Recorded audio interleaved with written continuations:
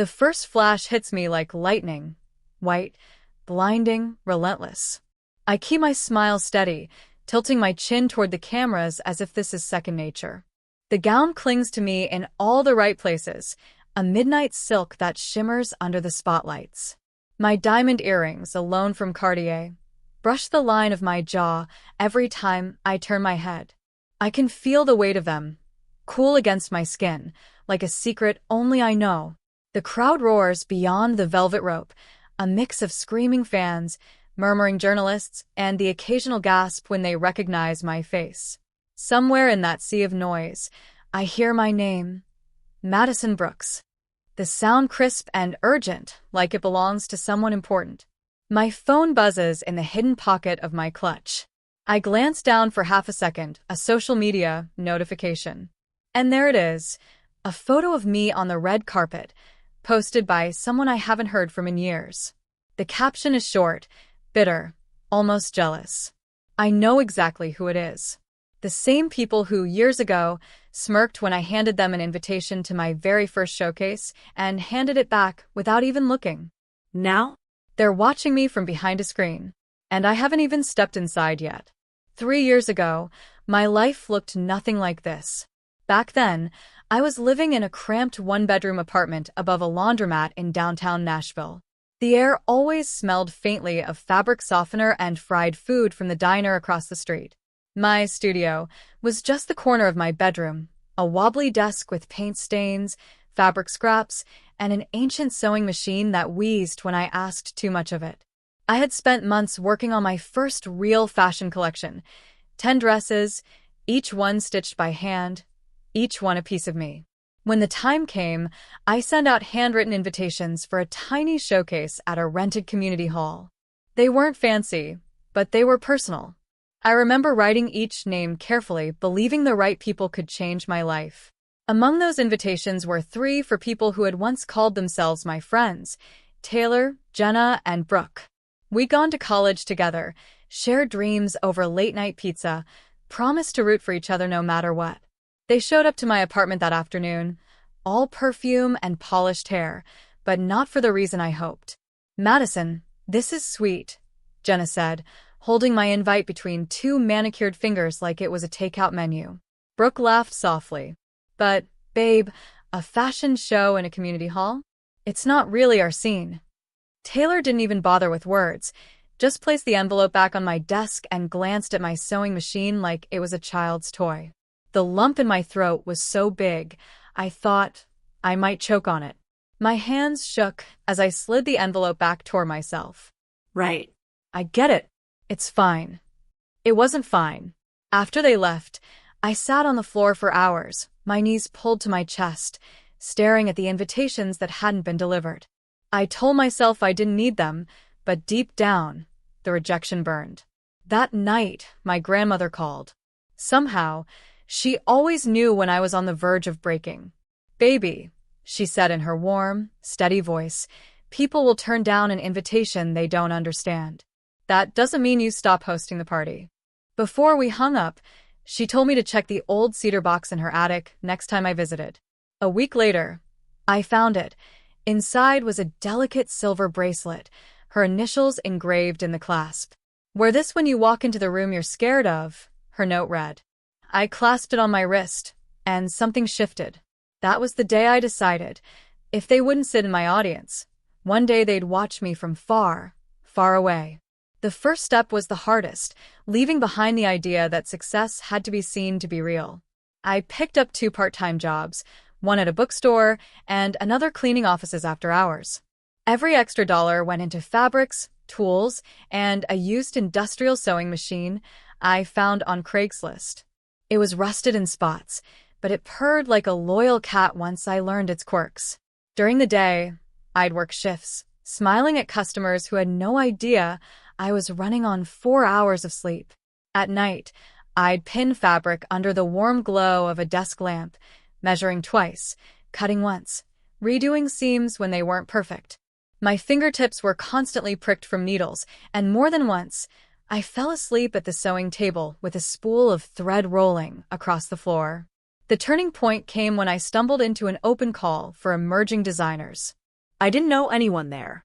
My portfolio was printed at the copy shop down the street. But I walked in wearing my grandmother's bracelet, heart pounding. That's when I met Evelyn Carter, a seasoned designer with a presence so commanding the entire room seemed to orbit around her. She took one look at my work and said, "These aren't just dresses, Madison. They're moments."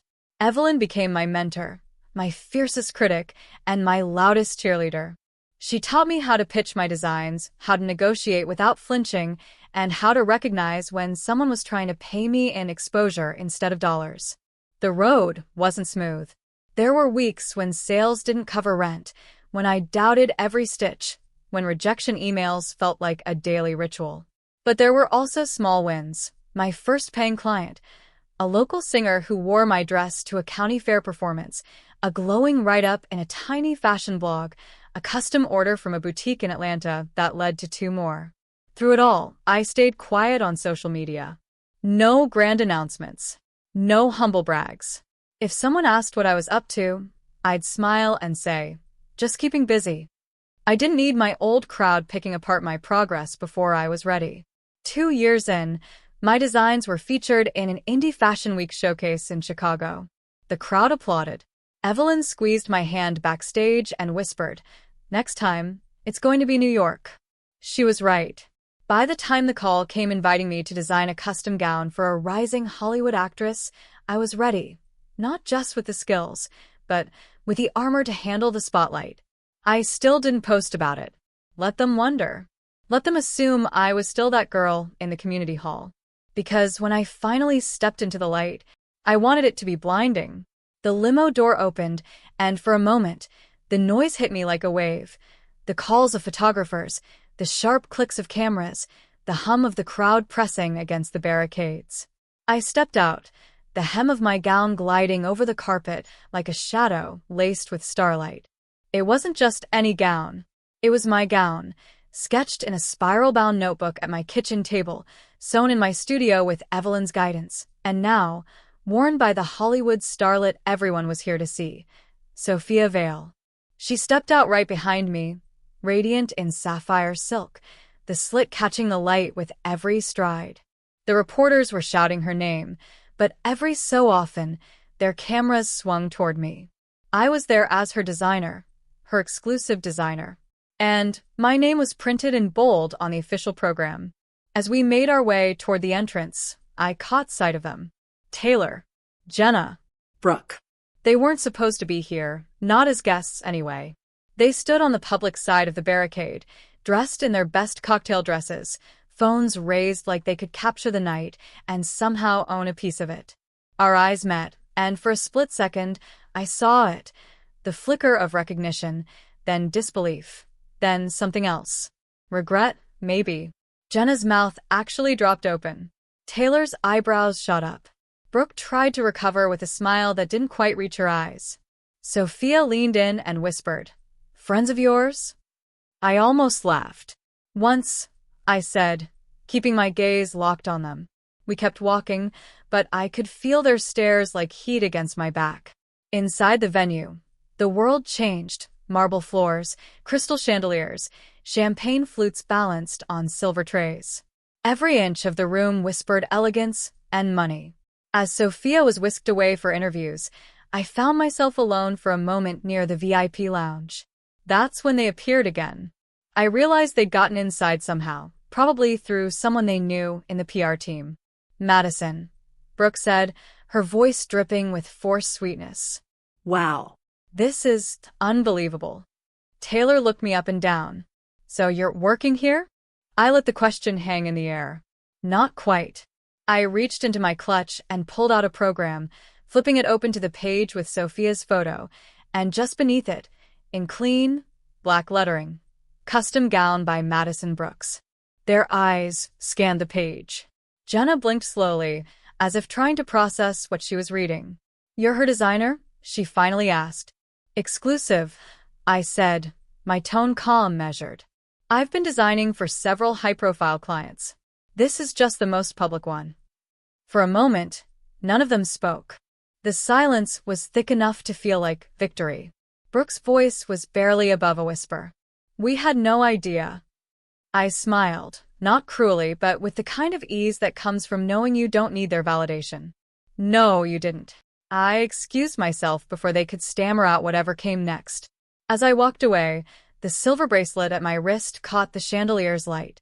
They had refused my invitation once. Now they were watching me from the other side of the velvet rope.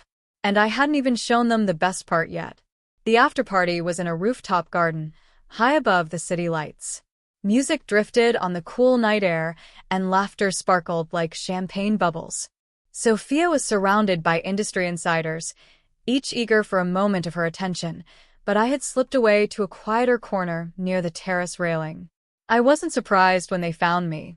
"Madison, hey," Jenna began, her voice carrying that awkward brightness people use when they're trying to rewrite history. "We just wanted to say we're so proud of you." Proud. The word felt strange coming from her lips, like she'd plucked it off a Hallmark card without reading the fine print. Brooke chimed in, "We didn't realize back then, how serious you were about all this." I sipped my champagne slowly, letting them stew in the silence before answering. "I was serious from the start. You just didn't take me seriously." Taylor shifted uncomfortably. "Look, we were young, and maybe a little shallow, but we'd love to reconnect. Maybe work together somehow." There it was. The ask. I set my glass down on the marble edge, the cool stone grounding me. "If you want back in my life, it comes with terms." They exchanged quick glances, like they hadn't expected me to have conditions. "First," I said, "you stop dismissing people just because their dreams don't look glamorous at the start. You show up for the people you care about, even when the venue is a community hall instead of a red carpet." Jenna nodded quickly. "Second, you contribute. If you want to be part of my projects, you bring value, creativity, work ethic, something real. I'm not offering front row seats just so you can post about it." Brooke bit her lip. "And third," I said, my voice soft but firm, "you drop the jealousy. I won't be surrounded by people who secretly root for me to fail. I've worked too hard to let that energy in again." The city stretched out behind them, glittering and endless, but in that moment, I was the one holding the view. They all murmured agreement, but I could tell they were still processing the shift. This wasn't the girl they'd dismissed. This was a woman who'd built something they couldn't touch without her permission. I picked up my champagne again. "Think about it. My door isn't locked, but it's not wide open either." With that, I walked away, the silver bracelet at my wrist catching the moonlight. Somewhere deep inside, I felt my grandmother's voice again. "You host the party, baby. You choose the guest list." In the weeks that followed, I saw small shifts. Jenna started volunteering at a local art program, helping high school students put on their first shows. Brooke launched a handmade jewelry line, promoting other small creators alongside her pieces. Even Taylor, who I thought would be the hardest to reach, began posting about the importance of supporting friends' businesses, even in their early stages. I didn't rush to call them my inner circle again. Trust isn't something you stitch back together overnight. But I did notice their efforts, and in quiet moments, I felt a kind of peace about it. One evening, after a long day in my studio, I sat at my work table, sketching designs under the warm light. My silver bracelet rested loosely on my wrist, the initials on the clasp slightly worn from years of wear. I thought about the first time I put it on, how heavy it felt then, like the weight of all the dreams I wasn't sure I could carry. Now, it felt different. Not lighter, exactly, but balanced. Like it had grown into me, or maybe I'd grown into it. I thought of my grandmother's words again. People will turn down an invitation they don't understand. That doesn't mean you stop hosting the party. A few days later, I was back on another red carpet, different city, different event, but the same swirl of flashbulbs and murmurs. Somewhere beyond the barricades, I caught a glimpse of familiar faces. They weren't waving for attention, just smiling from a distance, their hands clapping with everyone else's. And for the first time, I smiled back. Because this wasn't about proving them wrong anymore. It was about knowing I'd built a life that no one could hand me, and no one could take away.